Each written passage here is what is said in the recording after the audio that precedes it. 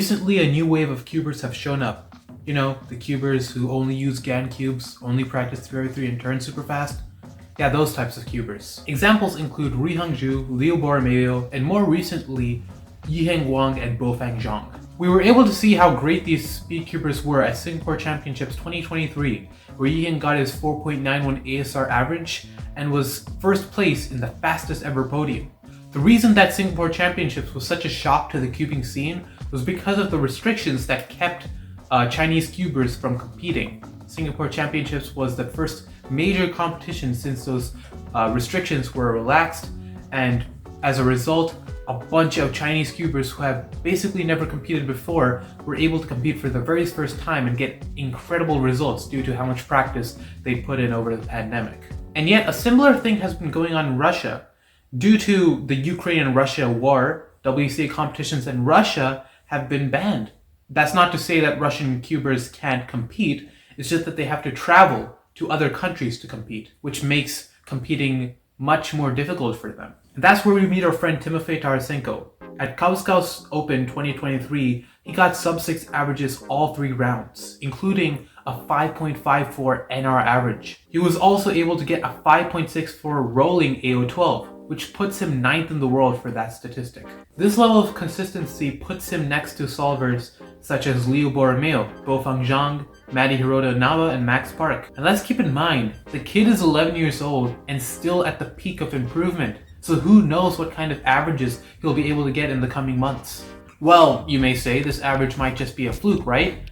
Wrong. Timofei Tarasenko has also gone to unofficial RSF cubing competitions, in which he was able to get incredible results. At iCuber Moscow launch time 2023, he was able to get a 5.79 average. And at Yakovlev Moscow Cup 2023, he was able to get a 5.78 average of 3 rounds, demolishing his previous PR with a 5.34 unofficial NR average. And that's from what? 4 unofficial speed cubing competitions in 2023? Most top cubers go to a lot more. If he goes to as many competitions as most top cubers go to, who knows what kind of results we'll expect from him. In each of these solves, you'll see incredible strokes of genius, kind of on the level of Yiheng. But there are also some goof-ups that I want to address in each of these solves. But I have no doubt that he will become a WR contender in the future. So yeah, in this video I'll be breaking down Timofei Tarasenko's 5.34 NR average.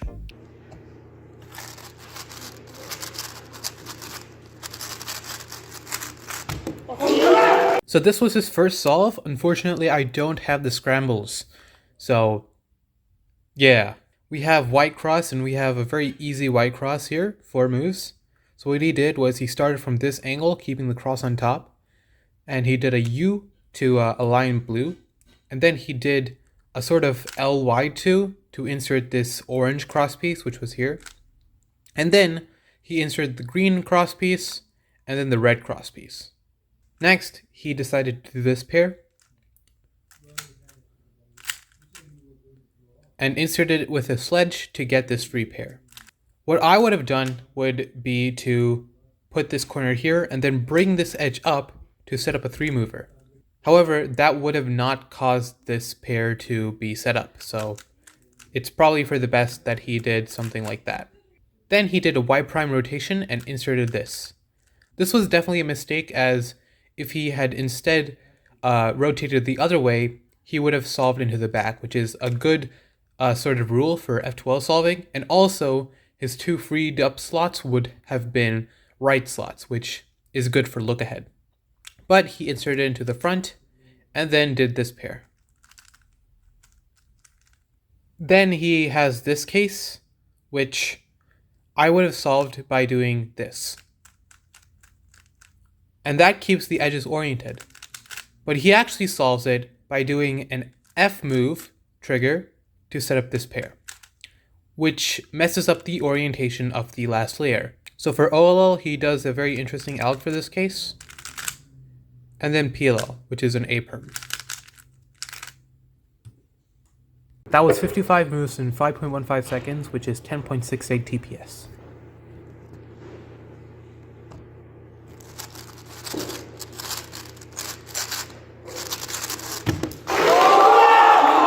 So this is his second solve. He got a 4 on this. So as you can see, this is a very lucky scramble with a pretty good looking yellow cross and 2 yellow free pairs. But he actually only chooses to preserve one of them, because if you do an R prime, you'll see that these two pieces get set up like this. And if you look at the position of this pair relative to this pair, you can see that there's actually a very useful multi-slotting trick that you can do here. So say you're just solving your F2L and then you come across this sort of pattern. Your gut instinct might be just to insert this free pair like that. But if you insert this free pair with a U2, you will actually set up another free pair, like so. If you have this sort of pattern where you have this case and this case right next to each other. So he takes advantage of this by first doing an R prime to insert this relative to this cross edge. Now his remaining 2 cross edges are here and here. So he's going to do a U to move this entire pattern out of the way. So we can insert this cross edge in and then insert this cross edge in. And now he can just insert this pair and then this pair. Next, he's going to do this pair. And then he's going to do this pair. Then he has a soon and then F perm. That was a 4.70, 51 moves, 10.85 TPS.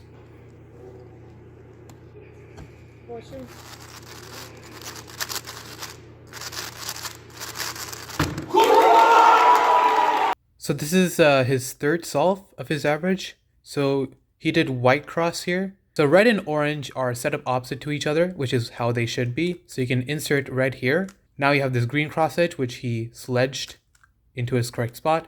And then he did a D prime, R prime. Next, he predicted this first pair, which is in the back left, which is really good for look ahead. But then he did something very strange. To solve this rotationless, he did this. That's a really strange way to solve that pair. If you wanted to really solve this rotationless, what he could have done would be to take out this corner like so, and then hedge it in. Or what he could have done was rotate and then do it into the back like that. But instead he used this very awkward F move algorithm. I can't imagine how this would be faster, but it's what he did. Then he did this pair, and then inserted it with a hedge to pair of this. Then he did this OLL using double sledge and then double sexy, and then he got a T-perm. And just a small tip, so for a T-perm with a U2 AOF, you can actually do this T-perm out, which starts off normally, but then at the end, instead of doing a U prime here, do a U, and then insert the pair into the left slot. This solve was a 4.98 at 12.65 TPS.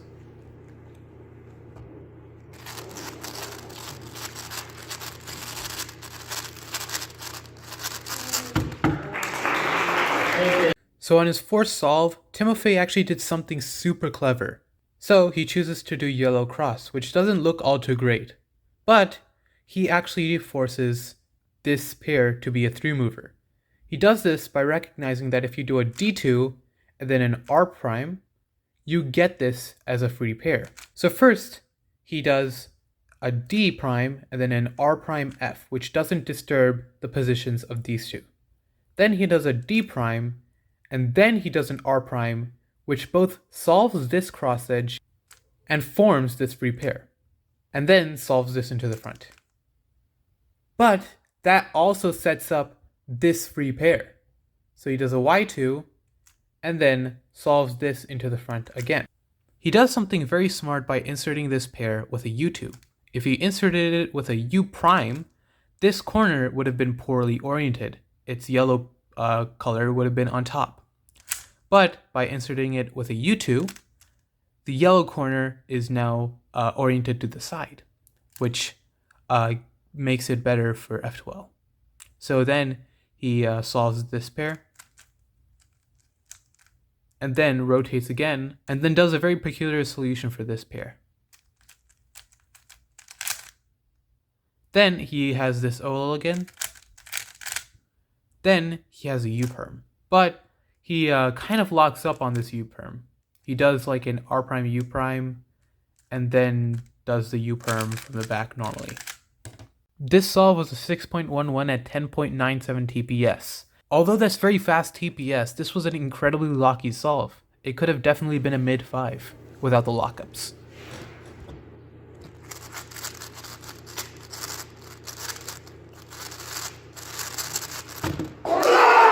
This is his 5th solve, and he does white cross because we already have these two pieces set up relative to this green piece.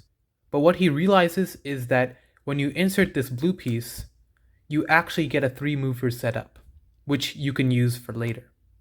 So he first inserts this blue piece, and then this red piece, and then does a D2. Now if he just inserted this orange piece, that would have broken up this 3-mover.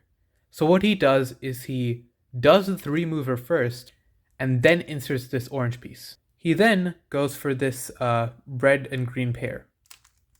And he does a very peculiar rotation here to insert it into the front, which leaves 2 back slots open, which is not ideal for look ahead at all. I would have done a rotation like this, but he rotates like this.